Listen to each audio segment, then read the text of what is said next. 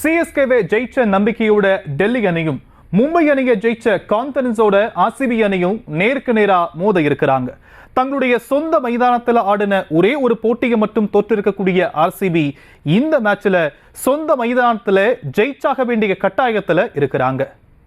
RCB அணியை பொறுத்த வரைக்கும் Phil Salt and Virat Kohli நல்ல தொடக்கத்தை கொடுத்தா 200+ ஸ்கோர் கன்ஃபார்ம்.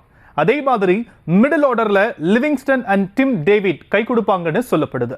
பந்து வீச்சில் ஹேசல்வுட், புவனேஸ்வர் குமார் ரொம்பவே டேஞ்சரஸா தெரியுறாங்க.